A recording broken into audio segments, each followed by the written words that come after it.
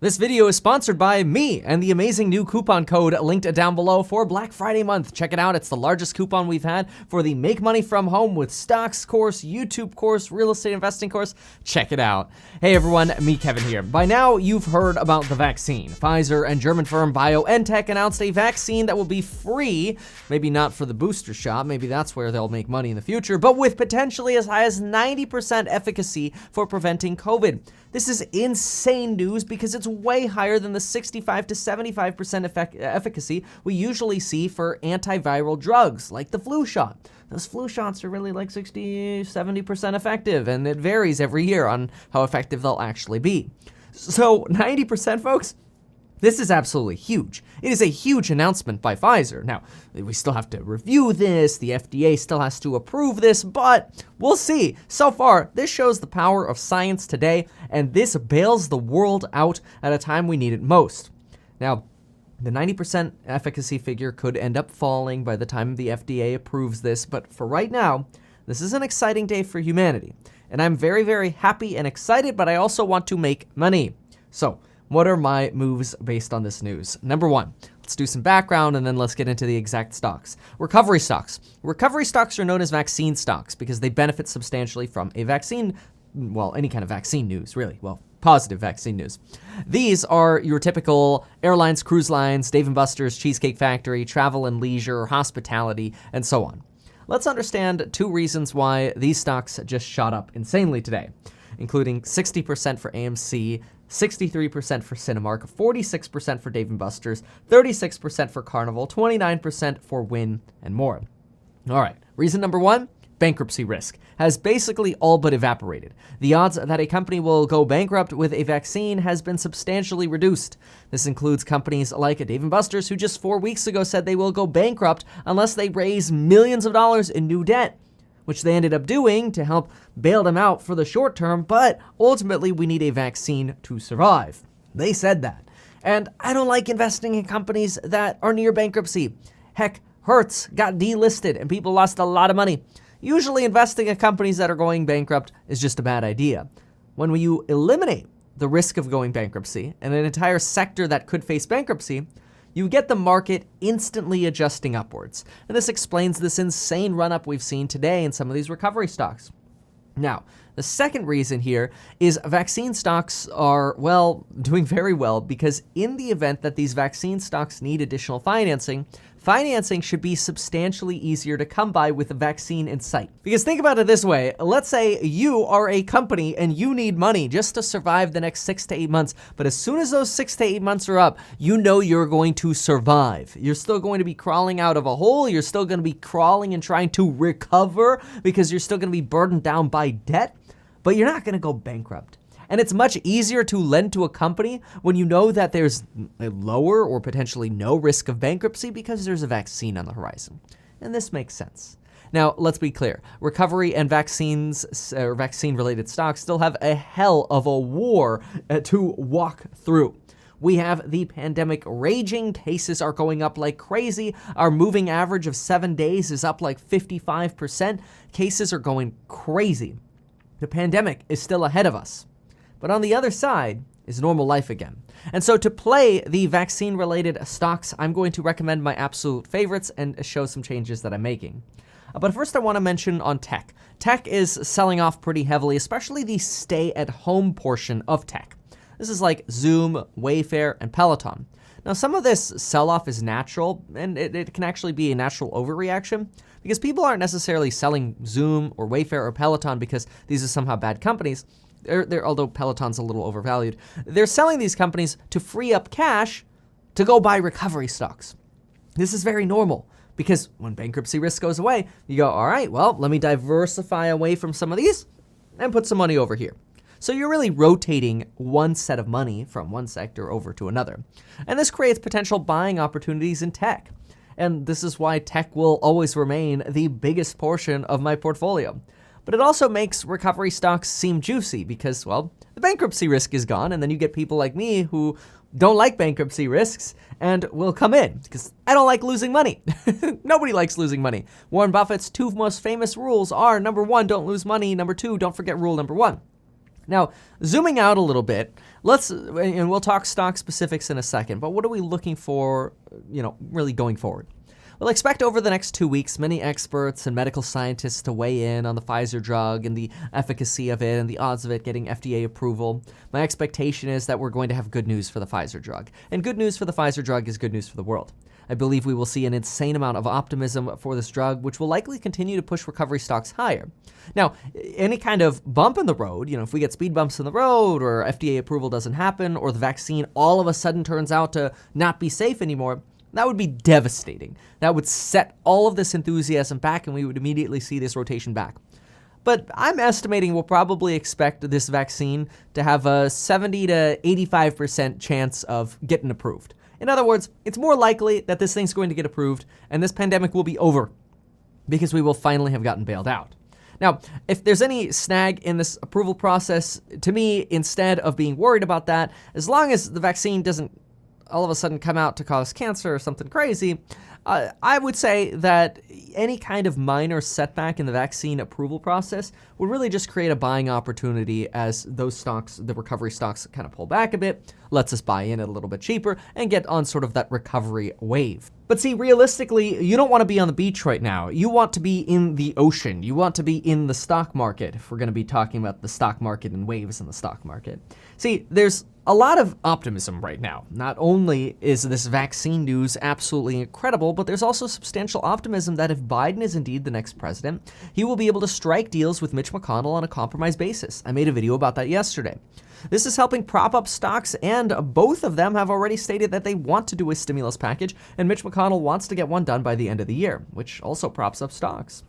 Now, the likelihood of Democrats taking control of the House completely is also, I would say maybe only 30% possible right now, and the stock market really appreciates that because the stock market appreciates less change compared to Democrats being in full power and being able to make large changes.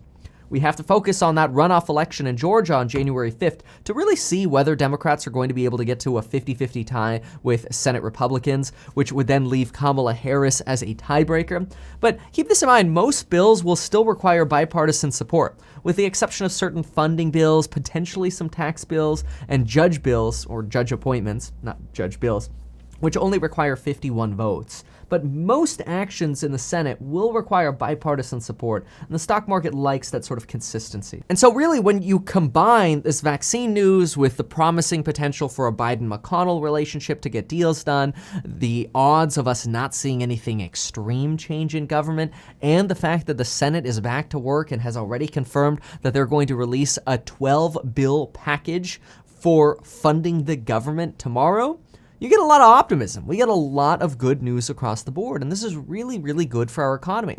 Now, good news is also dangerous. When things are green, things get riskier, right? When stocks are up, things get very risky. I like buying when things are red. In fact, my general rule of thumb is when the market is green, don't buy. When the market is red, buy. And today, the market is red, so I'm interested in buying tech stocks today. To me, they're a little bit oversold. So I'm mostly going to go heavier on tech stocks, but I'm also going to open up the door to adding some recovery stocks again now that I feel the bankruptcy risk has been removed. Now, this might seem odd because it's like, wait a minute, Kevin, you always say don't buy on green. But today's a little bit of a unique circumstance. See, when we get a world-changing piece of information, it's almost like we have an IPO of an entire sector of the stock market. It's almost like all of the prices before had bankruptcy risk in them, and now they don't. That's a huge change. That doesn't mean that there's market euphoria right now. It's just the market repricing the fact that, okay, bankruptcy risk is gone. And so, to me, that creates the potential. And we'll see, there could be a pullback in the recovery stocks, especially since we might see state lockdowns again. Heck, Utah instituted a mask mandate. So I expect we're still going to have months and months of struggles ahead before we actually get this vaccine, and there will be plenty of buying opportunities. It doesn't have to be today, although tech looks a little juicy today because it's so red. Recovery looks very interesting to be a part of as well because of this removal of bankruptcy risk. So here's what I believe. No matter what the market is doing today, the reality is companies like Qualcomm, who's making 5G chips for Apple and over 130 other handset manufacturers and hopes to expand into China under Biden, absolutely great company to buy. Square is absolutely crushing it with their Cash App and omni-business sales model, which allows small businesses to sell and collect revenue in person or online using the same software. It's incredible. I personally prefer Qualcomm over Zoom, but we could do a more detailed video on that later. Qualcomm, phenomenal company. Phenomenal. Really, really good. Out of all the chip makers and 5G plays, Qualcomm, folks. Then we look at a company like Zoom. Zoom, no matter what, vaccine or not, to me, is the Xerox of this decade. Now, there are a lot of free alternatives to Zoom, which is not so good, like Google Hangouts, but the reality is our culture will change to embrace these video conferencing technologies much faster than we've ever seen. And I do still believe that Zoom is a phenomenal company, though I'm going to reduce how much I add to Zoom at the moment, even though they're pretty red. This vaccine news does limit our needs. Now, Zoom, no matter how you slice it, Zoom is still going to permanently change the way we do business, and I believe Zoom will be the Xerox of the 2020s. But it is going to face some severe risks from free alternatives like Google Hangouts. And so I'm going to keep Zoom a little bit more on kind of the DL. We're going to keep them as a smaller portion of the portfolio. Not going to sell any stocks, but we're going to keep them low. Tesla, we're going to keep them as the largest position in the portfolio. Tesla will keep transforming cars and the world of energy. The solar production that Tesla does alone makes Tesla an extremely valuable company, and currently, in my opinion, an undervalued company. This doesn't even mention autonomy in cars and all of the other incredible things of Tesla. And I can go on and on about this for companies like Amazon and Etsy and Apple. These are all wonderful companies. And this is why I'm not selling any of these tech companies, even though they're red today and we get this impulsive feeling, oh my gosh, I should sell them. No. Instead, I'm just going to move forward with a very simple, not spastic, just calm reaction to what's going on here. And so here's what I'm doing. In my portfolio, I am increasing my exposure to Disney and I'm adding Wynn Resorts. Both of these companies, compared to the rest of the, recovery stock market, have much cheaper debt options than other companies. Disney is able to borrow at 1.8% to 3.8%. Wynn borrows at around 5.6 to 5.7%. This is substantially cheaper debt than what you see at the airlines, the cruise lines, and Dave & Buster's, who are all between 7.5% to 11% junk bond premium rates, essentially. Now, these are all companies, though, that have made permanent reductions to their workforces and because of that have become significantly more efficient by doing so. Now, while cutting jobs is painful, these companies have cut massive costs that won't necessarily have to be rehired again to get to full capacity. Lots of these companies have become much, much more efficient during this pandemic. And so, as such, I'm very optimistic that we're going to see a travel boom after this pandemic. Now, airlines do still concern me somewhat, potentially due to less business travel. I have to admit that. And I do think it's going to be a while before we actually get enough people vaccinated to actually get on cruise ships, though cruise ships might require a vaccine to board. We'll see. But the reality is there's going to be a lot of excitement to travel once this pandemic is officially over. So here's a little closer zoomed in look at the modifications I've made. I pushed Disney up to 3% from 1%, Wynn from 0% to 2%. Zoom, I pushed them down from 3% to 2%. Qualcomm, I moved them up to 3%, Cloudflare up to 2%. I added Pinterest to 2%. Now's the time to do it. I also added Delta and Carnival at just 1% each. This now pushes my recovery holdings to a total of 7% in my portfolio. I've also moved Twitter down to 1% as user growth is really concerning. Although I have to say, I've really been enjoying Twitter during this pandemic. And it's potentially also a factor that you've got the censorship issues that have been going on with the big tech that's sort of depressing user counts. We'll see. Maybe that'll all go away. You can see the complete portfolio of changes by going to metkevin.com/1337v14. A lot of you who are in my courses got a big preview of all of this morning at the regular morning live stream, but this goes into a little bit more of a sort of a clarified discussion. We had a very long discussion this morning about all of this, which is very exciting. Now, and remember, use that coupon code down below. If you want to bundle up, you can also email me, and I'm a little slow with email because it's just me. I don't have employees, but you can email me at kevin@meetkevin.com. Now, Just a fair warning, it is entirely possible that recovery stocks will pull back for the time being. A vaccine may not get approved at all, after all. And in addition to that, it's quite possible that this massive surge in COVID cases is going to lock down part of our country again until we get a vaccine. So you really want to brace for impact, right? This is not a day to go like hopium and go all in. Today is a day to do some shopping in tech, and I don't mind adding to some positions in the recovery sector. Even though they seem extremely green, just think of that today as like an IPO day for recovery stocks, because the light is at the end of the tunnel, and it wasn't before. So I'm on board with buying today. I encourage you get in the market if you have not yet, but expect volatility over the next few months. We still have a lot of uncertainty to get through.